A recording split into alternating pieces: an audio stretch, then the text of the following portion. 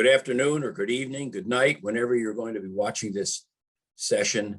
My name's Kurt Aschermann, and we're going to do a session today on how to figure out if our partners are worth partnering with.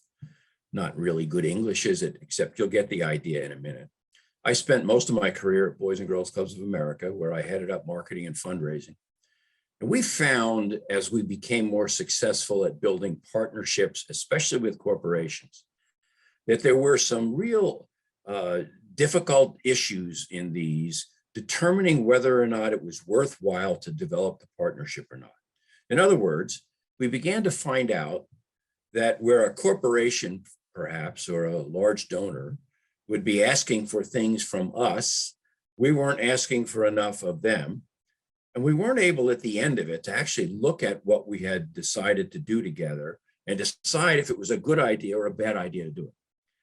The president of your worldwide organization, Rick Goings, kind of spurred this discussion in the beginning because he, when we were developing a rather major relationship with the company Coca-Cola, Rick said to me at one point, when you put it all through the wine press, what comes out at the other side? And of course, first of all, I said, what are you talking about? I don't understand wine press, et cetera. He said, well, when you make wine, you put the grapes in and they get ground. And eventually on the other end of it comes the wine, and the wine's either good or it's bad. Do we have a wine press for our relationships?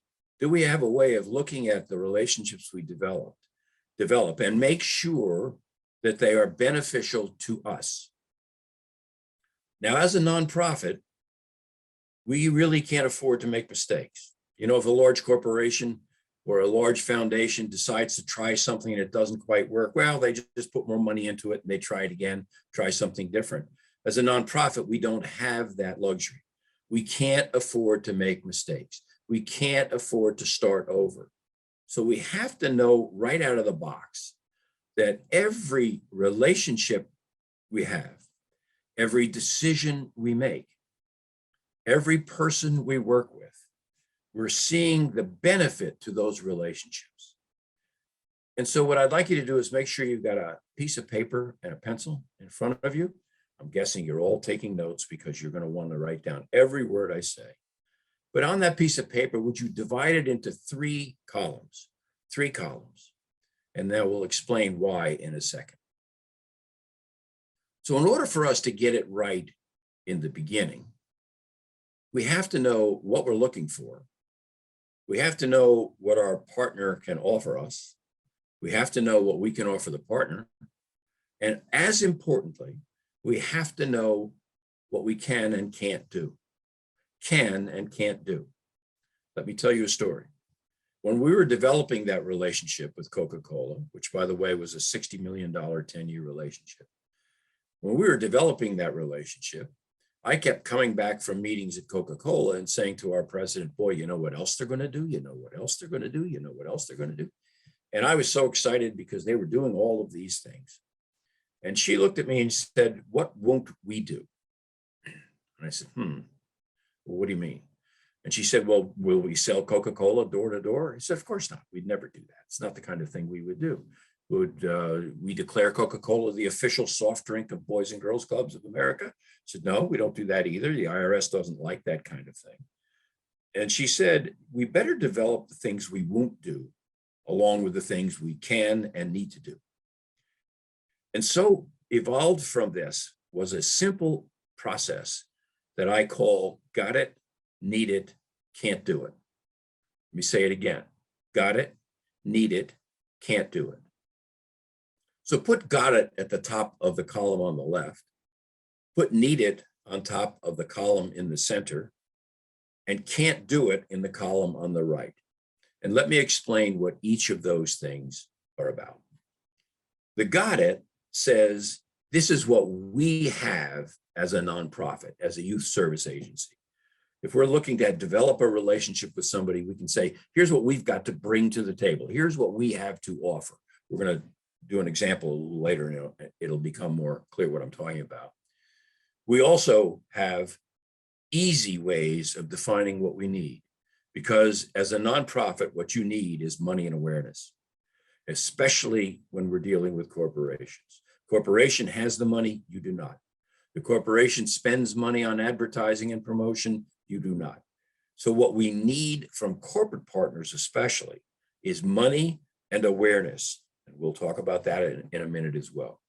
And then finally, there's that question that our CEO asked about the relationship with Coca-Cola, which was, what can't we or won't we do? That's the can't do it column. I'm going to tell a story about Walmart to give you an example of that. What we began to understand was that if we started our planning about a relationship with a corporation or a major donor or even a foundation and an individual, if we spent time defining what we've got to bring to the relationship, what we need from the relationship, and what we can't do in the relationship, we found we had very, very few false starts, because it became very obvious very quickly whether or not our partner was able to help us with our needed and needed our got it. That may sound a little bit confusing, but I'll explain in a second. Now, the other part of this was to make sure that our partners knew we were seeking the same information from them. We wanted to know what they were bringing to the relationship. What have they got? We wanted to know what they needed from the relationship. And we wanted to know what they can't do in the relationship. Now, you might say, what would a major corporation or a major donor need from us? Well, in many cases, that is the rub-off benefit of a relationship with you. In many cases, it's just a commitment to social justice or a commitment to serving those who are less well off than others. But every donor has a needed. Every donor has a reason for doing their relationship with us. And so, yes, they have needs as well. And they certainly have can't do it as well. So let's use an example. Let's talk about the Boys and Girls Clubs of Leesburg, Virginia, where I live. There is no Boys and Girls Club here. But let's make believe we have a building. We've got staff, of course. That's the important thing about most youth service agencies. The thing that sets Boys and Girls Clubs certainly apart from others is we have paid staff, trained paid staff. We've got programs that obviously work, and we're affordable. There's three things that make us different from most, but also are at the heart of what we are and who we are. So as the Boys and Girls Clubs of Leesburg, Virginia, we can begin the process of taking a look at what we've got by saying, we know we've got that. We've got this many kids. We've got a board of directors. We've got these programs at work. We've got a building that houses our programs and is a safe place for our kids to go to. We have the basics of what we've got. Now, the need side of it for us, Boys and Girls Clubs of Leesburg, remember, I'm making that up. There is no Boys and Girls Club of Leesburg. But the Boys and Girls Club of Leesburg needs money and awareness. Now, why starting from scratch do we say we need money and awareness? Because we need money and awareness. And the awareness brings us more money. And let me just say to you that in this process that we're talking about, we're mostly talking about how do we raise money. Though this process can be used on staffing, it can be used on board development, et cetera. But we need money and awareness. If we're talking to a corporate donor, they're the ones with the money. And most often they're the ones with awareness. So you can see where I'm going with this. Our need it's will match up, hopefully, with the got it of a corporation. Finally, the last column, can't do it. I know you have rules and regulations about the things you will do. That example won't do. The example I just gave you about not selling Coca-Cola, for example.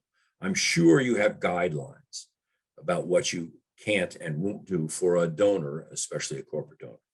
Now, let me be real clear about something because it's important.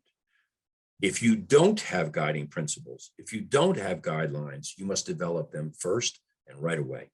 If you're going to be aggressive and successful doing important and fun and exciting work with corporations, especially, and also with other donors, you have to be able to articulate right out of the box what you won't do and what you can't do. So you need to have the basics of your got it, need it, can't do it for any kind of relationship that you're trying to develop with a donor. You with me so far? So we have our basics, don't we? Now, our corporate partners and our larger donors, or even our smaller donors, have the same three columns. They've got what they've got, they know what they need, and they know what they can't do. Now, you might say, why would a corporation worry about what it can't do? Do they have guiding principles like hopefully we do? The answer is yes. Let me tell you a story. We were in conversations with Walmart, big, giant Walmart. I'll bet you've got a Walmart someplace close to you. Even those outside of the United States, I'll bet you have a Walmart someplace close to you. And Walmart said to us that we'd like to have a relationship. And they said, what we have is stores everywhere. We have 100,000 customers in every store a week. Don't hold me to those numbers, but they said a lot of customers every week. And we like to do things for the community because our stores are often attacked in communities. Attacked is too strong a word, but sometimes communities don't want the big box stores. So Walmart said, we like to have relationships. Well, I was doing this with my hands because I saw an opportunity to raise billions for Boys and Girls Clubs by working with Walmart. And we put together a plan with Walmart. We went in and said to them, here's what we've got. We started by saying, we have a Boys and Girls Club in almost every town where you have a Walmart. So you see where we're going now, huh? Our got it matches up with something they need. They want relationships with a local community partner. We've got one in almost every place they are. So we said, first of all, we're everywhere you are. We've got, at that time, we had 4 million members in the clubs. So they also saw 4 million families and 4 million customers. See where I'm going with this. And we said to them, we need money and awareness. So we put a plan together. And oh, I thought I was so brilliant. It was just absolutely brilliant, this plan I put together. And it called for something at the cash register in every Walmart over a period of time. Some of you have probably done these before. It was called a roundup. And the roundup said that if they customer came to the cash register and the bill was $37.41, they would donate the balance to make it $32 to Boys and Girls Clubs. Simple process.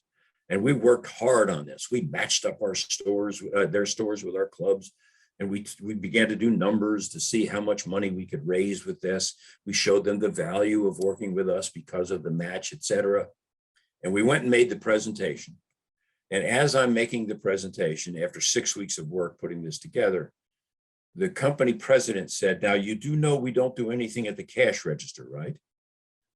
And I said, oh, well, there you go. We'll see you in a few weeks. We're going to go back and rework this because the whole plan of raising the money was to use the cash register to raise the extra 59 cents that we were going to raise from that roundup. So what happened there? I had never asked them what they can't do. So in other words, although I knew what we had, I knew what we needed, I knew what we couldn't do, I hadn't asked the same questions beyond what they had to Walmart. I didn't ask them what they really needed. I hadn't asked them what they couldn't do. So this process began to evolve where we never went into a partnership, or we never went into the planning for a partnership without first determining what we've got, then determining what we need, and then determining what we can't do, and asking our partner or potential partner the exact same questions very early in discussions about developing a relationship. Now, notice my language just now, very early in the discussions about developing a relationship. You don't want surprises. You want to know exactly where your relationship is going. And by asking them what they've got, what they need, and what they can't do, you have a much better chance of not having a false start like I did at Walmart. Now, let me just touch on each of these columns once more from the perspective of the donor. It's mostly easy to say this is what we've got if you're a corporation or a large donor or a conglomerate. You're able to say what they've got, the number of people, the number of buildings, perhaps the number of programs they have, et cetera. The needed department is harder because a corporation like Walmart might look at Boys and Girls Clubs and say, well, the only thing we need is a relationship with every single local Boys and Girls Club. But if you explore it deeper with them, if you begin to push them to see if there are other needs they might have that they haven't identified, you soon find that there are other ways to match up. Here's where we went with Walmart. We said to them, our local clubs need board members. So do you, by the way, you need board members. Our local clubs need board members. Could you perhaps, when you do the matchup with our local club, offer a vice president or a senior vice president to serve on our board? And all of a sudden, Walmart said, well, we hadn't thought about that, but that's a good way for us to meet our need, isn't it? That's a good way for Walmart to have actually had a relationship at the local level by putting somebody on the board. And then finally, in the can't do it department, we also have to ask questions, and then we have to be clear what we can't and will not do. Now, I want to spend a minute on the can't do it side of this. This takes intentionality. Is that a word, intentionality? I think it is. It takes work. It takes sitting down with your board of directors and your senior staff and really probing what you will not do so that you know going in that you can present to your donor partner that don't ask us to do this because we can't. Don't waste our time. Remember, in the beginning of this workshop, what we talked about was we need no false starts. We want to make sure everyone knows what's going on. But I also want you to be careful on the can't do it, to really explore how far you go with that as a nonprofit. Let me tell you another story. I was giving a speech in North Carolina, and I noticed that the speech was sponsored by Philip Morris, largest tobacco company in the world, I think. And I just went ballistic, absolutely ballistic, because it occurs to me, and it occurred to everybody else once I started screaming about it, that a relationship with a tobacco company could kill us. The world would say to us, wait, you're telling us you're saving children's lives, but you're sponsoring, you're partnering with a tobacco company. And after a long, drawn out negotiations back and forth, we figured out that what the clubs in North Carolina and South Carolina could do was different than what the clubs in New York City and California could do. Because in many cases, those clubs' families were picking the tobacco that was being marketed by Philip Morris. Now, there's a slippery slope here, because it could be that you begin to make excuses for your can't do it. But in this case, what we did is we sat down with Philip Morris and said to them, here's what we need and here's what we can't do. The can't do's were simple with Philip Morris, right? We can't sell your product. We can't market your product. What we need, though, is smoking cessation training and programs at our clubs. Now, you might find it weird that a tobacco company would be willing to talk about how to teach people not to smoke. But this was right up their alley. This is what they were trying to do because they wanted the country to know that the people that were using their products were the people that wanted to use their products, that they were not trying to push others to use their products. Now, we can get into the debates about this and whether or not this is real or not, and whether or not they really were thinking in those terms. But the bottom line was we created a relationship with Philip Morris, and only the clubs where tobacco is grown and sold were even going to consider this. Anyway, that said that the money would go, that went to the local club would go for teaching young people not to smoke, and that they would use none of the money for anything else. There would be no buildings named, no rooms named, no baby kissing, no ribbons cut, etc. So what it gave Philip Morris was the chance to say that they're working with boys and girls clubs in North Carolina and South Carolina about how to teach kids not to smoke.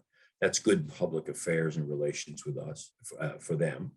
We were able to actually have programs that were pretty effective, by the way, in teaching our kids to stay away from tobacco. And at the same time, Philip Morris was able to make a pretty substantial contribution to the local clubs in certain cities and certain towns. Now that seems crazy, doesn't it? But it came about as a result of discussions and using the very, very simple system of got it, needed, can't do it. Let me talk about another way to use got it, needed, can't do it. I happen to believe that you can pretty much use it for any decision you need to make. But let's talk mostly about the makeup of your board and how your board operates. All of us struggle to build strong boards. You all know that the best nonprofits have the best boards, bar none. You know that's true. The nonprofits in your community, the ones that you have relationships with, you know the ones that have the best volunteer boards are the best nonprofits. We have to build our boards. In fact, at Boys and Girls Clubs of America, we felt that the most important thing we could possibly do was have a strong board. So we sat down and looked at our existing board and said, what have we got? And when you look at a board makeup, of course, you look for a couple things. I hope you look for these things. First thing you look for is money. We want people to give. Our board's responsibilities are legal and fiduciary, aren't they? Legal meaning make sure that we're on the up and up, and fiduciary meaning make sure we've got the money to serve our kids, right? So we looked at that and said, how does our board look financially? Do we have enough strong financial people? And we determined, or we could determine, and you probably would determine, you don't have enough of those, which makes people with money part of needed. You got us? You go see where I'm going with this now, right? We also looked at our boards, especially at the local level, and said, what skills do we have there? Well, do we have a lawyer on the board? Do we have a public relations firm on the board? A financial management company on the board? Do we have somebody who's hooked into the social network of our local community? What does the makeup of our board look like? And then we had enough categories already in place that we knew we wanted to fill, and we were able to look at that and say, here's what we've got right now, and here's the gaps that we need. So for example, you might have a really good board, but you have no legal support. Most of the time, small nonprofits, we don't have a lot of money to pay for lawyers. They're mostly pro bono. They give for free, right? And you might look at your board and say, we need a lawyer on this board. So it gives you something that you can then fill in the blanks so that your need-its become got-its. You get the idea here now. We're trying to fill the need-its with got-its. And then let's look at what we can't do on our board. Let me give you another example of that. If you have a board in which some people have to give and some people come to meetings and others don't, you will never have a strong board. So you need to look at your can't do it's and say, you can't miss meetings and you can't not make a gift to our club. The can't do it say to the individuals, here's what you cannot do, which means it's saying to you as an organization, here's what we can't do. We can't have a hybrid board. We can't have a board where some people are doing the work and some people are not. Now, I know it's easy for Kurt to be talking about this in Leesburg, Virginia. Some of us might have a board in which we've got a very wealthy person who supports us like crazy, but never comes to meetings.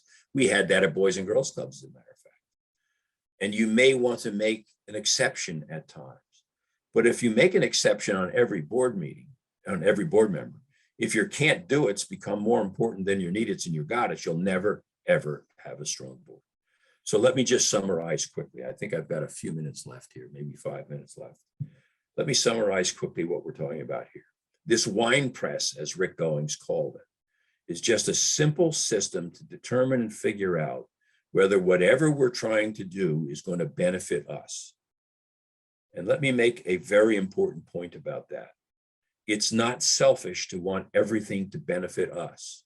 Why? Because we're serving children. And in most cases, we're serving children who are the most underserved.